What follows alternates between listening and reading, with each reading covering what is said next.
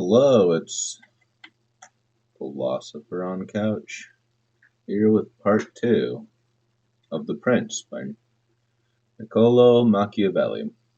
starting with chapter 2, concerning hereditary principalities. I will leave out all discussions on republics, inasmuch as in another place I have written of them at length, and will address myself only to principalities. In doing so, I will keep to the order indicated above.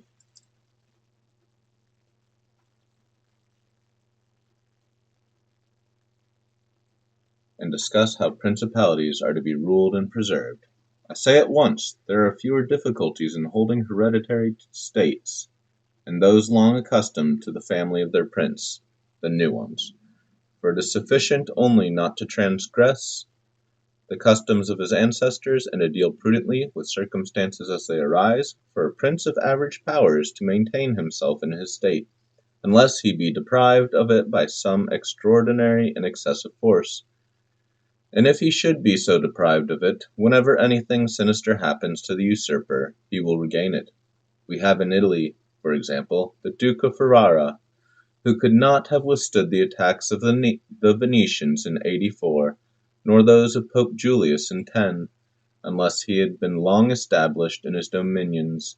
for the hereditary prince has less cause and less necessity to offend. Hence it happens that he will be more loved, and unless extraordinary vices cause him to be hated, it is reasonable to expect that his subjects will be naturally well disposed towards him, and in the antiquity and duration of his rules, yet memories and motives that make for change are lost, for one change always leaves the toothing for another. Chapter 3, concerning mixed principalities. But the difficulties occur in a new principality, and firstly, if it be not entirely new, but is, as it were, a member of a state which, taken collectively, may be called composite, the changes arise chiefly from an inherent difficulty which there is in all new principalities, for men change their rulers willingly, hoping to better themselves, and this hope induces them to take up arms against him who rules, wherein they are deceived, because they afterwards find by experience they have gone from bad to worse. This follows also on another natural and common necessity,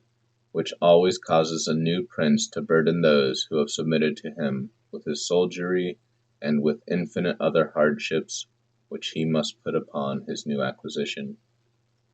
In this way you have enemies in all those whom you have injured in seizing that principality, and you are not able to keep those friends who put you there because of your not being able to satisfy them in the way they expected, and you cannot take strong measures against them, feeling bound to them. For although one may be very strong in armed forces, yet in entering a province one has always need of the good will of the natives. For these reasons Louis XII, King of France, quickly occupied Milan, and as quickly lost it, and to turn him out the first time it only needed Lodovico's own forces, because those who had opened the gates to him, finding themselves deceived in their hopes of future benefit, would not endure the ill treatment of the new prince. It is very true that after acquiring rebellious provinces a second time, they are not so lightly lost afterwards, because the prince, with little reluctance, takes the opportunity of the rebellion to punish the delinquents, to clear out the suspects, and to strengthen himself in the weakest places. Thus, to cause France to lose Milan the first time, it was enough for the Duke Lodovico to raise insurrections on the borders, but to cause him to lose it a second time it was necessary to bring the whole world against him, and that his armies should be defeated and driven out of Italy, which followed from the causes above mentioned. Nevertheless, Milan was taken from France both the first and the second time. The general reasons for the first have been discussed. It remains to name those for the second, and to see what resources he had, and what any one in his situation would have had for maintaining himself more securely in his acquisition than did the King of France. Now I say that those dominions which, when acquired, are added to an ancient state by him who acquires them, are either of the same country and language, or they are not. When they are, it is easier to hold them, especially when they have not been accustomed to self-government, and to hold them securely it is enough to have destroyed the family of the prince who was ruling them,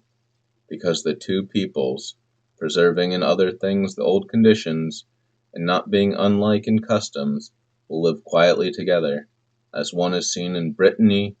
Burgundy, Gascony, and Normandy, which have been bound to France for so long a time, and although there may be some difference in language, nevertheless the customs are alike, and the people will easily be able to get on amongst themselves.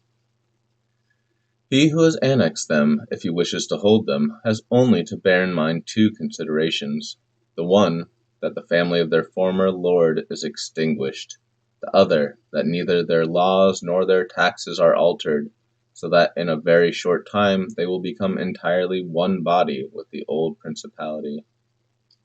But when states are acquired in a country differing in language, customs, or laws, there are difficulties, and good fortune and great energy are needed to hold them, and one of the greatest and most real helps would be that he who has acquired them should go and reside there.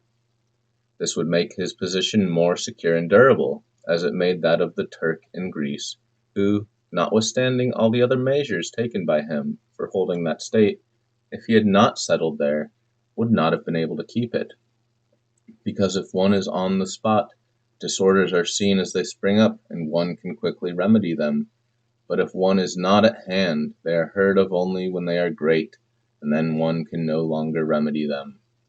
Besides this, the country is not pillaged by your officials. The subjects are satisfied by prompt recourse to the prince. Thus wishing to be good, they have more cause to love him, and wishing to be otherwise, to fear him. He who would attack that state from the outside must have the utmost caution. As long as the prince resides there, it can only be wrested from him with the greatest difficulty.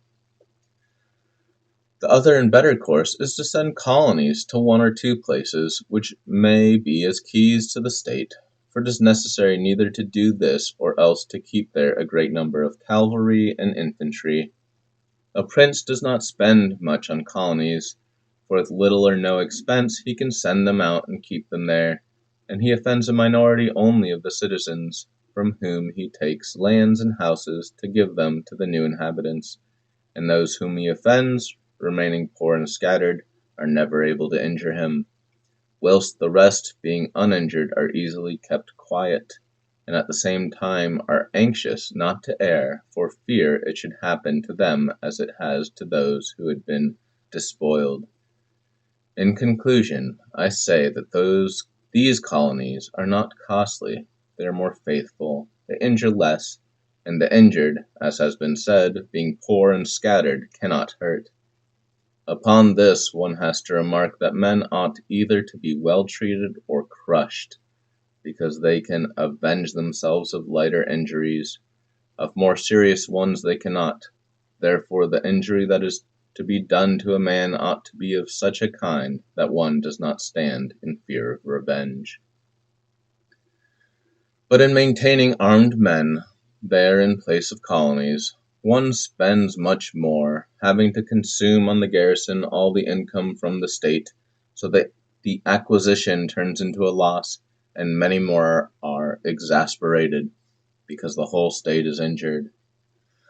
Though through the shifting of the garrison up and down, all become acquainted with hardship, and all become hostile, and they are enemies who, whilst beaten on their own ground, are yet able to do hurt. For every reason, therefore, such guards are as useless as a colony is useful.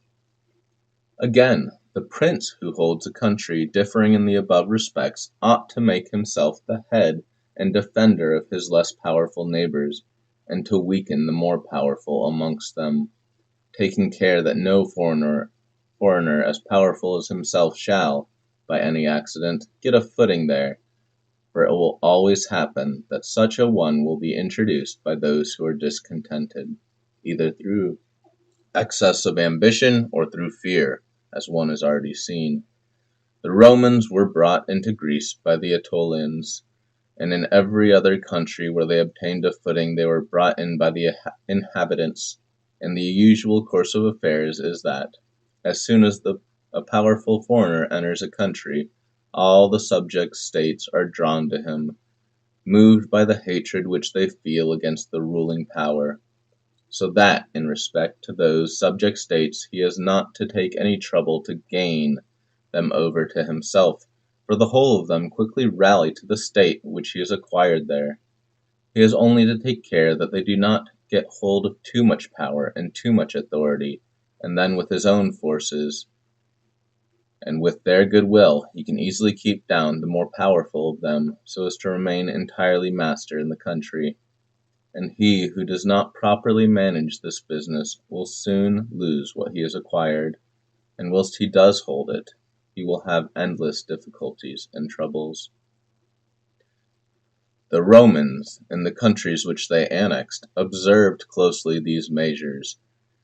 They sent colonies and maintained friendly relations with the minor powers. Without increasing their strength, they kept down the greater, and did not allow any strong foreign powers to gain authority.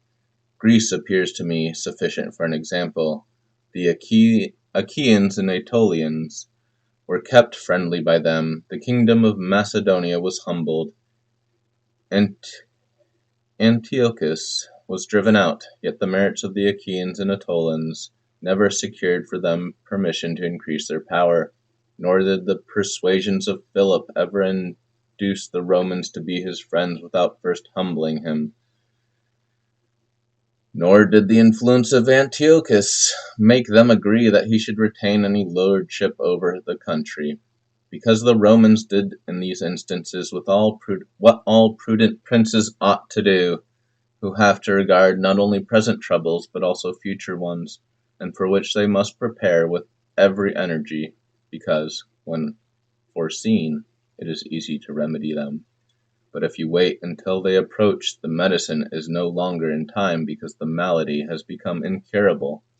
For it happens in this, as the physicians say it happens in hectic fever, that in the beginning of the malady it is easy to cure but difficult to detect, but in the course of time, not having been either detected or treated in the beginning, it becomes easy to detect but difficult to cure. Thus it happens in affairs of state, for when the evils that arise have been foreseen, which it is only given to a wise man to see,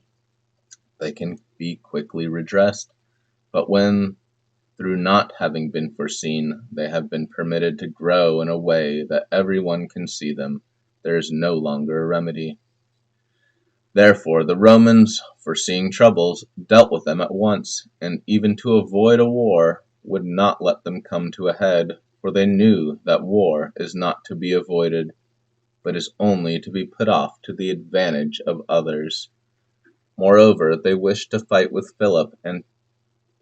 Antiochus in Greece, so as not to have to do in Italy. They could have avoided both, but this they did not wish, nor did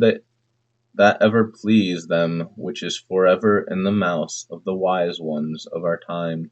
Let us enjoy the benefits of the time, but rather the benefits of their own valor and prudence, for time drives everything before it, and is able to bring with it good as well as evil, and evil as well as good.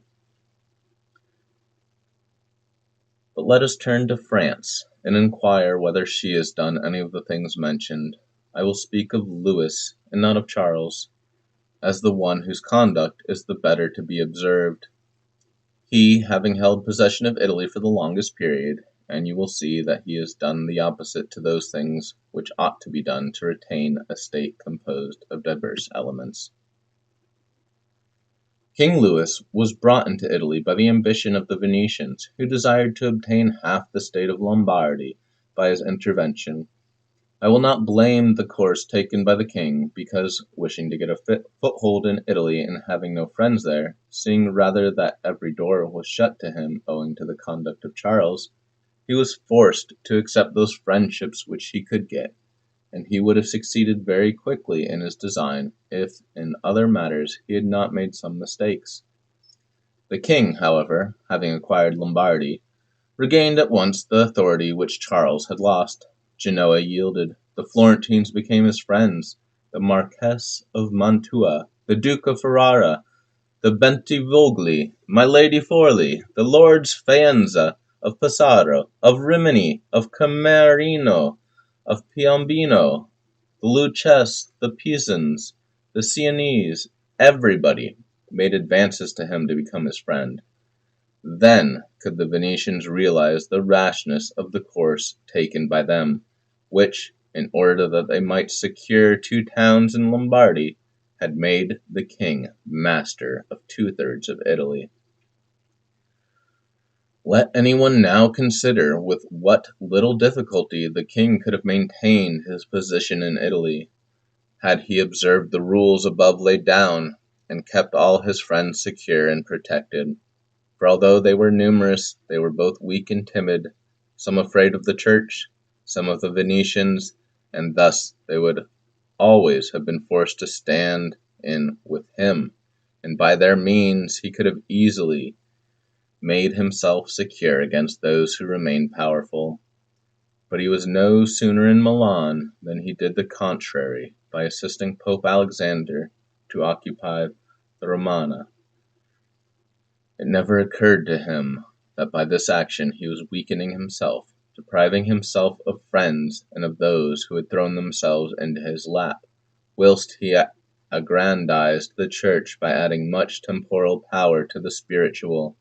thus giving it greater authority, and having committed this prime error, he was obliged to follow it up, so much so that, to put an end to the ambition of Alexander, and to prevent his becoming the master of Tuscany,